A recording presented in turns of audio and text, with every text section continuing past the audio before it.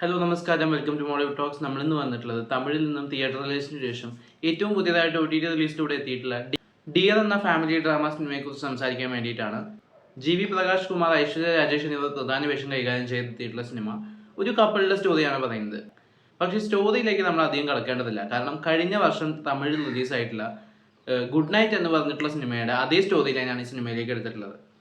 അതിൽ നായകന്റെ കുറുക്കമ്പലിയാണ് പ്രശ്നമെങ്കിൽ ഇതിലേക്ക് നേരെ തിരിച്ച് നായികയ്ക്കാണ് കുറുക്കമ്പലിയുടെ പ്രശ്നമുള്ളത്. ഇതേസമയം ചെറിയ ശബ്ദം പോലും ടോളറേറ്റ് ചെയ്യാൻ പറ്റാത്ത സോഫ്റ്റ് സ്ലീപ്പർ ആയിട്ടുള്ള നായകനും.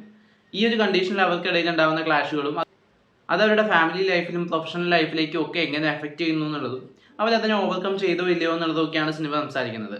ഗുഡ് നൈറ്റ് ഒരു വളരെ ഹിറ്റായിട്ടുള്ള വളരെ മികച്ച ഒരു സിനിമയായിട്ടാണ് എനിക്ക് അനുഭവപ്പെട്ടിട്ടുള്ളത്. കാരണം അത് വളരെയധികം ഇമോഷണലി കണക്റ്റിംഗ് ആയിരുന്നു. അതിൻ്റെ കഥപറച്ചിലൊരു വല്ലാത്ത ഒഴുക്കുണ്ടായിരുന്നു. എന്നാൽ ആ ഒരു ക്വാളിറ്റി ഒന്നും ഈ സിനിമയിൽ നമുക്ക് എക്സ്പെക്ട് ചെയ്യാൻ സാധിക്കില്ല.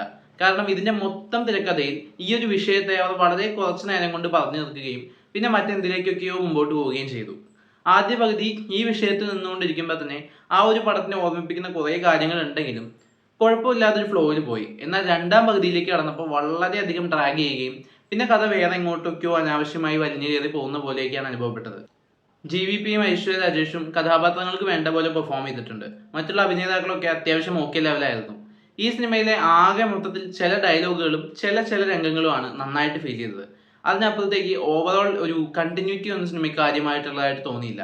കഥാപാത്രങ്ങളുടെ ഇമോഷണൽ പ്രശ്നങ്ങൾക്കും അല്ലെങ്കിൽ അതിൻ്റെ ഒരു സൊല്യൂഷനും ഒന്നും കൃത്യമായിട്ടൊരു കണക്ഷൻ കൊടുക്കാൻ സംവിധായകന് സാധിച്ചിട്ടില്ല. തിരക്കഥയിലും മേക്കിങ്ങിലും ആവറേജ് നിലവാരമാണ് സിനിമ പുലർത്തുന്നത്. സംഗീത വിഭാഗത്തിൽ അത്യാവശ്യം കേട്ടിരിക്കാവുന്ന രീതിയിലാണ് ഇതിന്റെ മ്യൂസിക് ഒക്കെ പ്രസന്റ് ചെയ്തിട്ടുള്ളത്. അതൊന്നും വലിയ മോശം പറയാനില്ല, എന്നാൽ വലിയ സംഭവമായിട്ടൊന്നും എടുത്തു പറയാനില്ല.